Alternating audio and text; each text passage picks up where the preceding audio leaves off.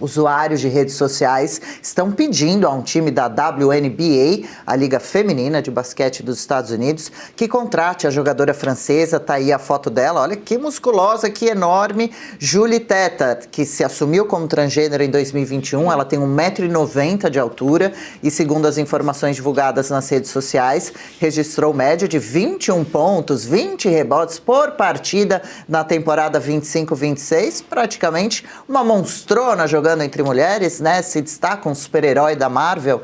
A jogadora teria liderado a Ligue 2 na França em pontos e rebotes, além de ter recebido os prêmios de jogadora do ano e jogadora defensiva do ano. Geisiane Freitas, usuários querem ganhar na covardia. É assim, de qualquer forma, praticamente roubando. Que gosto tem esse troféu, hein? Exatamente. Bom, primeiro a gente precisa deixar claro que essa história de gênero não existe. Eu venho da sociologia, posso falar com total propriedade. Gênero não existe, é uma criação de uma categoria completamente sociológica para que justifique determinados comportamentos. Então, o primeiro ponto é, o que existe são sexos e por isso que desde que o mundo é mundo, os jogos são divididos por sexo, porque nós temos o que chamamos dentro da sociologia de marcador social da diferença. Nesse caso, um marcador social da diferença pelo sexo. O sexo masculino, o sexo feminino. Por que que existe isso? Porque essa diferença existe na esfera da realidade. Um homem é maior, um homem consegue puxar mais oxigênio, os órgãos são maiores, a musculatura é mais forte, a estrutura do esqueleto é diferente. E como o esporte, o instrumento para ser jogado é o próprio corpo,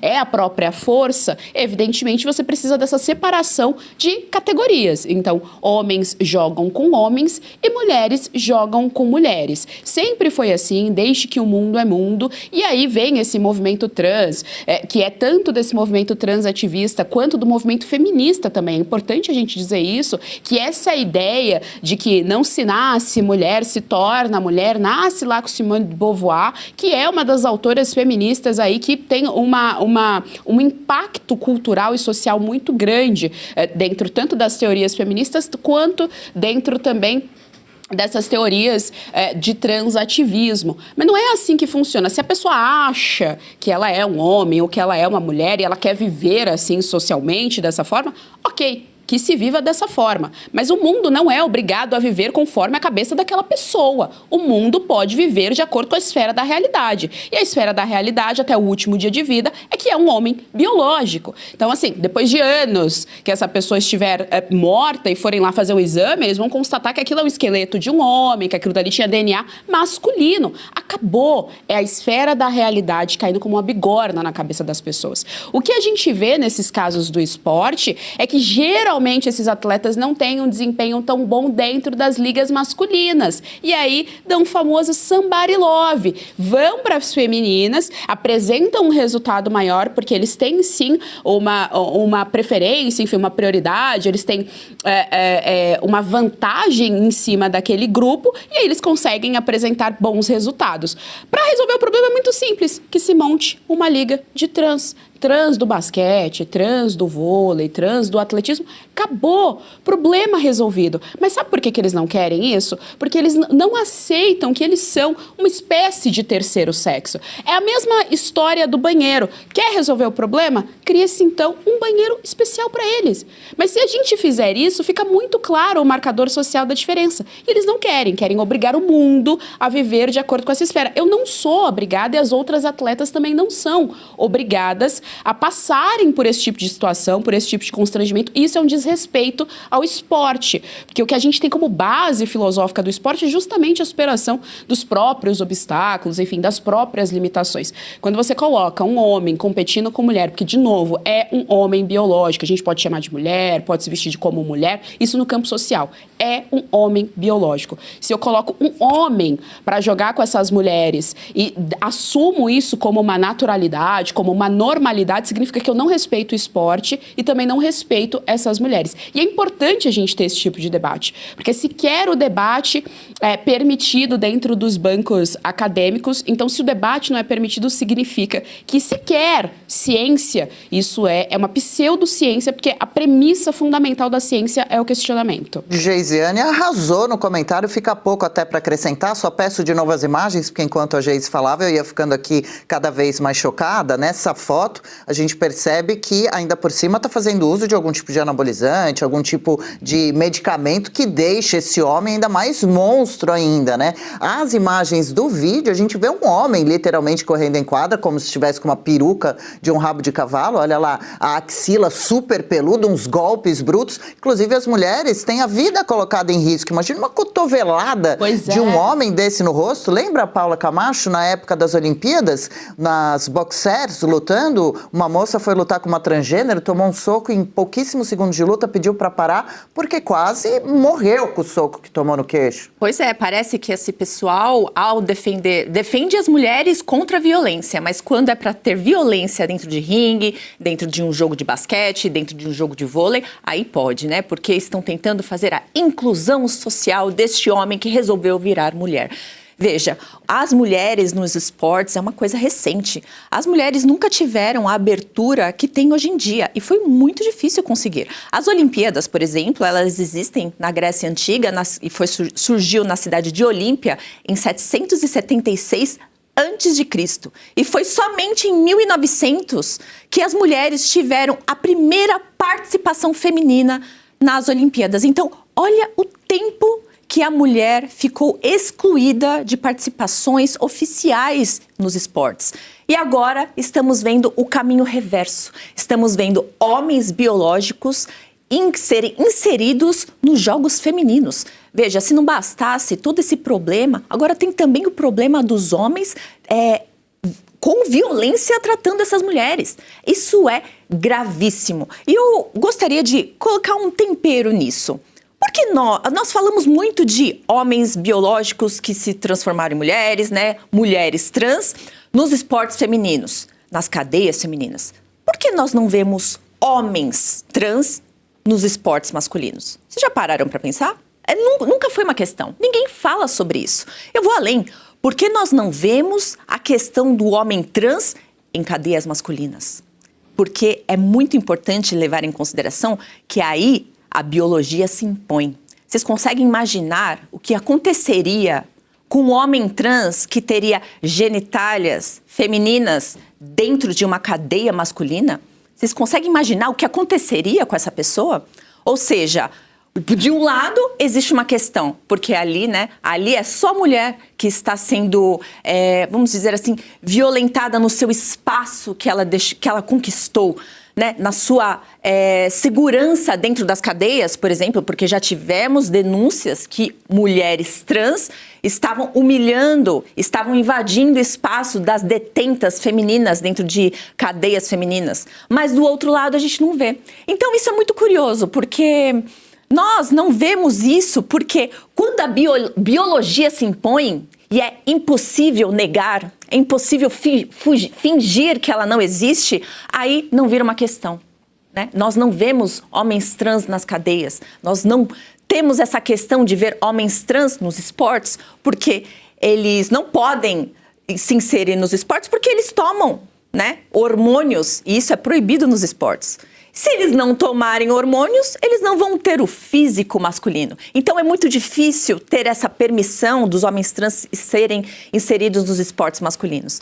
Já do outro lado, há essa permissão. É muito curioso isso. Eu queria perguntar realmente o que essas pessoas que defendem os trans, as mulheres trans, por exemplo, essa senhora, vamos dizer assim, de 1,90 m, claramente muito maior do que as outras, batendo e sendo violenta em relação... E ninguém fala nada. Eu gostaria de propor aqui uma liga imbatível. Uma liga feminina só de mulheres trans. Eu quero ver alguém vencer ela. Ludmila Lins Grilo, a notícia diz então que usuários de redes sociais pedem que o time dos Estados Unidos contrate a atleta que é francesa. Não sei como andam as leis, os movimentos por aí com relação ao tema. Tem uma notícia aqui de junho de 2026 que a Suprema Corte dos Estados Unidos mantém leis que proíbem atletas transgêneros, mas no esporte universitário feminino. Ludmila.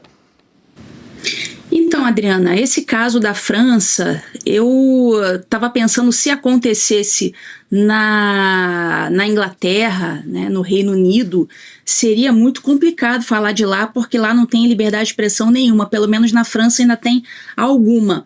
Essas organizações de trans já estão ali exercendo pressão contra aqueles treinadores, aqueles técnicos que votam nos prêmios que eles entregam a esses atletas, porque eles estariam, segundo essas associações trans, eles estariam deixando de indicar esses atletas, preterindo na hora de indicar para esses prêmios. Então, olha só, eles já estão olhando ali o prêmio financeiro e acusando esses treinadores de estarem fazendo um complô. Mas assim, nenhum momento passa pela cabeça deles que, na verdade, esses técnicos estão ali exercendo a sua função de julgar quem é que merece e quem é que não merece um prêmio.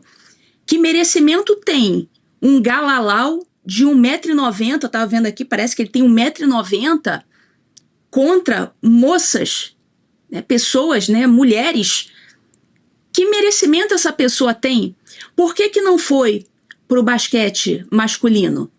Porque não tem mérito no basquete masculino, ele não consegue nada. Aí vai crescer para cima de quem? Vai crescer para cima das mulheres. Não tem nenhum problema em chamar o sujeito aí pelo nome, eu não sei como é que é o nome, Tetá, digamos que se chamasse Maria, não tem problema, a gente sempre chamou a Roberta Close de Roberta, ninguém nunca chamou de Roberto, Roberta, a gente sempre chamou a Rogéria de Rogéria, não tem problema nenhum chamar pelo nomezinho que ele gosta de ser chamado, tudo bem, quer ser chamado de Maria? Tudo bem, a gente chama de Maria.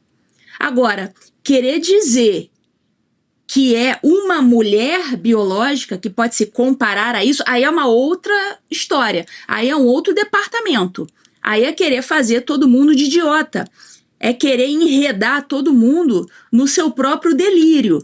Uma coisa é a gente chamar uma pessoa pelo apelido que ele gosta de ser chamado, pelo nome que gosta de ser chamado, como a Geisiane muito bem colocou, se precisar fazer banheiro separado, tudo bem, faz um banheiro separado para o trans, não tem problema.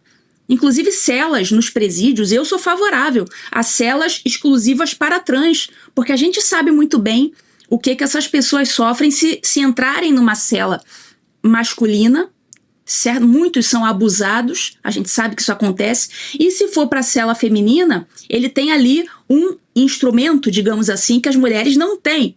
Então as mulheres ficam em risco. Então, nesse caso, eu sou favorável até a celas para trans, assim como banheiros, para que não crie esse constrangimento e não coloque nem a ele e nem mulheres em perigo. Mas isso que acontece aí é lamentável, mas cabe a esses treinadores, aos dirigentes do basquete da França, não se curvarem a essa pressão que está acontecendo da parte das organizações não governamentais trans da França. Aqui nos Estados Unidos, como a Adriana perguntou, aqui nos Estados Unidos o Trump simplesmente proibiu esse negócio de obrigar a aceitar os trans nos esportes femininos. E a gente não vê o contrário. A gente não vê uma mulher biológica, né? Eu não gosto nem de usar essa palavra porque a gente entra no linguajar da esquerda, numa mulher. A gente não vê mulheres entrando no esporte masculino como trans. A gente só vê o contrário, a gente só vê Galalau de 1,90 m entrando no esporte feminino. O contrário a gente não vê. Então é claro que são pessoas fracassadas que querem se utilizar dessa condição de trans para obterem algum mérito absolutamente desmerecido, né? É a própria contradição em termos, é um mérito, na verdade, que ele tenta obter e que, na verdade, ele não tem. Ludmila Lins Grilo, como é o termo que a gente está aqui também querendo usar? Talalau desse? Um talalau desse? Como que é, Ludmila? Galalau. Hã? Galalau. Um galalau? Um galalau. Olha Ai, que galalau, que coisa mais curiosa, né? Então, olha... É um homem, gente. Olha os traços, é um né? homem. Maxilar, enfim. E usando testosterona. Tá na cara que tá com o uso de anabolizantes que potencializam todos os hormônios masculinos. E isso é muito sério, porque... E aí, é negacionismo ou não? Quando se nega a própria biologia, que é ciência. Isso é ser negacionista. E onde estão as feministas? A gente queria saber também onde é que estão as feministas para defenderem os direitos das mulheres. E note que aqui é sobre o esporte lá na Europa, não é? Agora, nos Estados Unidos, já houve mudanças. Sabe que desde 2004, as mulheres trans, elas poderiam se inserir no esporte e sim competir como se fossem mulheres, com mulheres biológicas. Você lembra da Sophie Cunningham, né, que a gente trouxe aqui essa mulher que defende diversas pautas da direita, né? E entre elas também o direito das mulheres biológicas de competirem com mulheres. A questão não é o que a pessoa faz, o que deixa de fazer, se gosta de mulher, se gosta de homem, não interessa, a questão é biológica.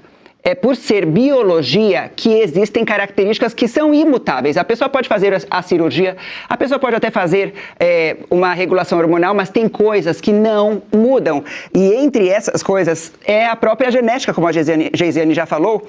Veja, existem vantagens que esse atleta tem que a mulher não tem. Então, por exemplo, algumas vantagens, elas chegam, né, passam até de 100%. Vou te falar aqui. Essa vantagem biológica que esses homens têm, veja, vai de 10% a 12% em provas que são como de corrida e de natação, tá? Agora, em esportes de força, e nisso você pode entender também alguns como arrancada, o potencial também, não é? Como para basquete, imagina. Esse potencial, ele passa dos 100%.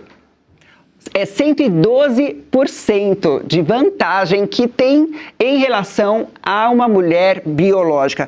E, gente, isso não é uma questão irrelevante. Isso é, sim, muito importante, tanto que nos Estados Unidos, quando foi proibido, e foi agora, tá? Não faz muito tempo, foi 2025. Então, por quanto tempo, por décadas, essa agenda woke empurrou goela abaixo da sociedade que isso acontecesse, que fosse tratado com normalidade? E é bem sério, porque quantas mulheres deixaram de ser campeãs por causa dessa questão aí, né? Dessa agenda woke. Até mesmo, veja, aconteceu a primeira mulher presidente do COI foi bem categórica quando ela disse assim, uma frase que ela disse: não seria justo que homens biológicos competissem na categoria feminina. Além disso, em alguns esportes, isso simplesmente não é seguro. Você está entendendo? É segurança. É uma questão de segurança também para as mulheres. E cadê? A gente quer muito saber. Cadê as nossas feministas de plantão, não é? Cadê elas aí para defender a mulher, defender o direito da mulher, defender a integridade da mulher, defender a segurança da mulher? Não sei, eu não estou ouvindo falar das mulheres que são feministas, não. Gente, é tão louco que essa semana a gente teve a notícia da Bianca Barreto, não sei se vocês viram, uma influenciadora baiana. Ela foi condenada a 2 anos de cadeia por ter dito que homem é homem, mulher é mulher, e ter dito que a deputada federal Duda que é uma mulher trans, tem esposa e filho, seria um homem e tratou a Duda no masculino. Ela foi condenada a 2 anos. Mas sabe o que é mais impressionante de tudo? A Duda não entrou com processo contra ela. Foi o Ministério Público. Não foi. Foi o Ministério Público da Bahia que viu a postagem e sem nem a Duda saber do processo, entrou um processo contra essa Bianca Barreto e ela foi condenada a 2 anos de cadeia, gente. Isso é impressionante. Bom, e só para a gente fechar esse tema, a repercussão aumentou depois ainda de uma publicação da própria Liga Francesa em apoio à atleta, que passou a ser citada por os usuários como possível nome, então, para esse basquete feminino profissional dos Estados Unidos. A gente segue acompanhando o caso, viu que, então, a França, né, parte da Europa ainda é a favor da participação desse tipo de atleta em meio a meninas, né, a moças bem mais vulneráveis. Red Silver, as panelas mais vendidas do Brasil e não precisa de óleo. Preste atenção nas imagens e daqui a pouco eu volto com uma super promoção. As panelas Red Silver são a solução para o seu dia a dia, porque fazem todo tipo de comida de uma forma mais saudável e sem usar nenhum tipo de óleo. Revestida com material antiaderente, ultra resistente que não gruda, promove um deslizar dos alimentos e não solta resíduos. São sofisticadas, leves, fortes e possuem um design elegante. A combinação perfeita para a sua cozinha. Red Silver é zero gordura, zero óleo, muita tecnologia e vai em todos os tipos de fogões. E o menor preço do Brasil. Atenção, porque o kit completo, kit família, você vai levar por 12 parcelinhas de R$ 72,25. E não para por aí, hein? Você ainda ganha de presente este jogo de facas de aço inox, revestimento Red Silver e corte preciso. Aí nós vamos entregar na sua casa e hoje você não paga o frete. Então aproveite e corra. Você pode pedir através do QR Code que está aparecendo ou ainda mandar uma mensagem para o WhatsApp 11 97661 8704. E se você pudesse ter acesso aos bastidores do Sem Filtro e conversar direto com os comentaristas e âncoras da Oeste?